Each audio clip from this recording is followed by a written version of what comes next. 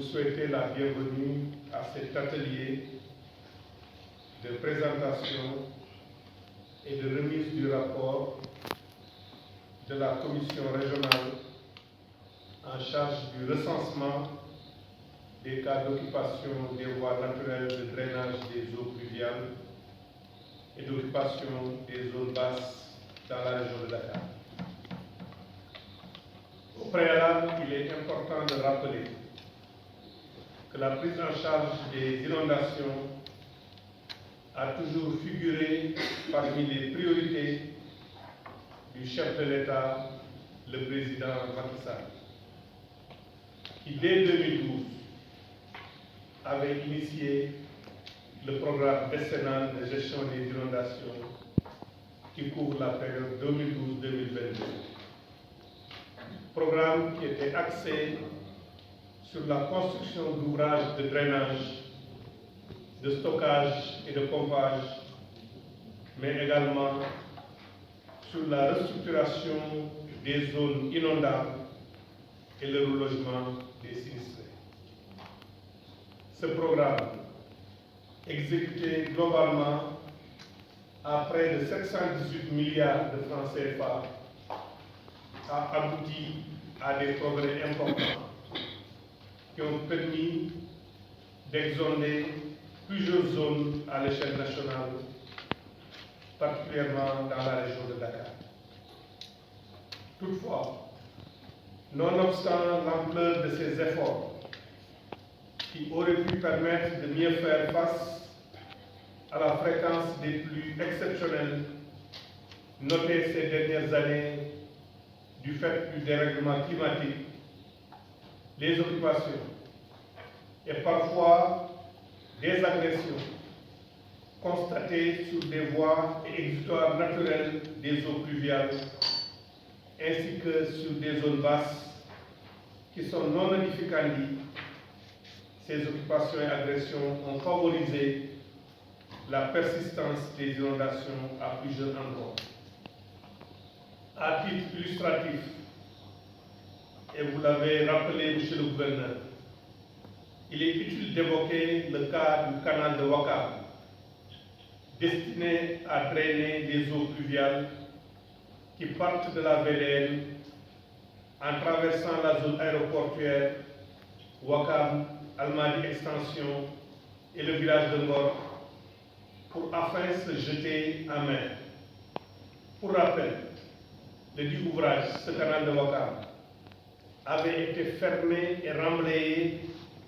et dévoyé en 2019 par une entreprise,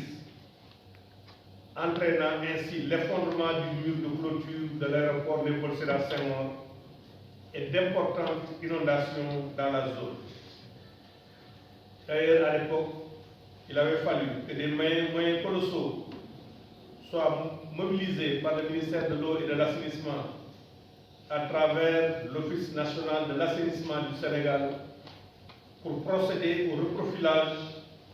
et à la réhabilitation de l'ouvrage aux fins de rétablir l'écoulement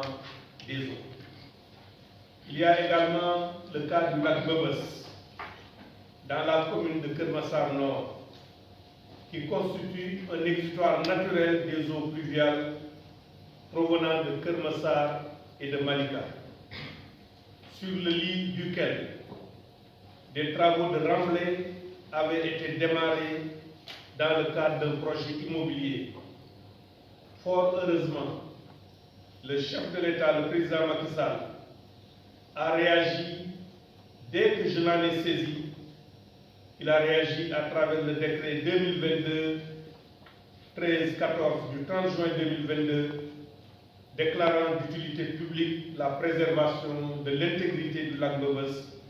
et prononçant le retrait du bail sur le dit lac. Mesdames, Messieurs, la récurrence de ces actes qui impactent négativement les investissements de l'État en matière de lutte contre les inondations, constatées de visu lors de mes nombreuses visites de sites inondables et de chantiers de travaux d'assainissement d'eau pluviale, m'a amené à saisir le gouverneur de la région de Dakar par lettre en date du 7 septembre 2022 pour lui demander d'instituer une commission régionale composée, entre autres services déconcentrés, des domaines, du cadastre, de l'urbanisme, de la DESCOS, de l'aménagement du territoire, auxquels se sont adjoints les structures compétentes de mon département ainsi que les maires concernés, afin d'examiner la nature juridique exacte des titres d'occupation ciblés et de définir les modalités de retrait si nécessaire et ou suggérer des actions alternatives. Les résultats issus de ce recensement renseignent à suffisance sur l'ampleur des dégâts dans la région de Dakar. Sans entrer dans les détails qui nous seront présentés tout à l'heure, je voudrais indiquer que cette opération a fait ressortir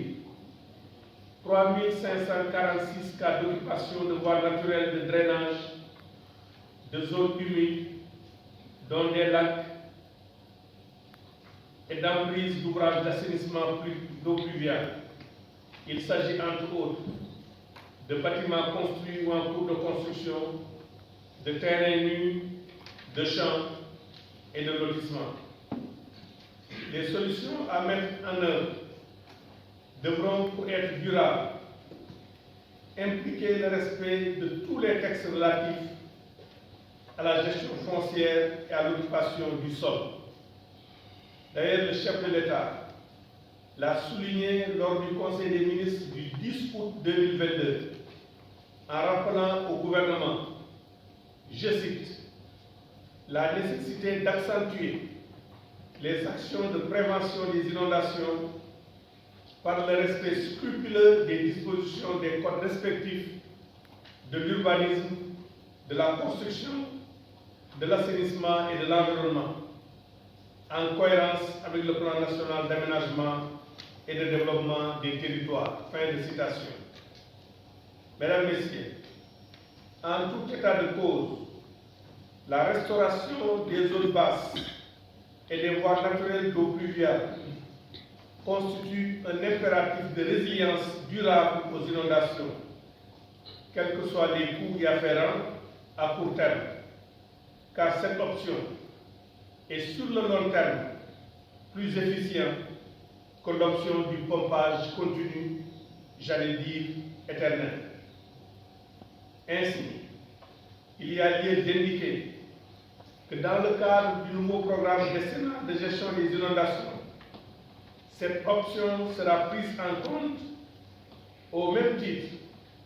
que le renforcement de la connaissance du risque à travers le modèle numérique de terrain MTL. Les solutions basées sur la nature et la promotion de l'économie circulaire de l'eau. De ce fait, parallèlement au volet infrastructurel, il sera question de poursuivre les efforts de restructuration urbaine et d'aménagement des zones d'inondation, mais surtout de veiller à la libération, le cas échéant, à la restauration et à la préservation des voies et exutoires naturels des eaux pluviales. Chez le gouverneur, c'est le lieu de saluer l'engagement et la détermination dont les membres de la commission régionale, sous votre coordination et grâce à vos orientations éclairées, ont tous fait montre durant tout le processus de recensement, comme en atteste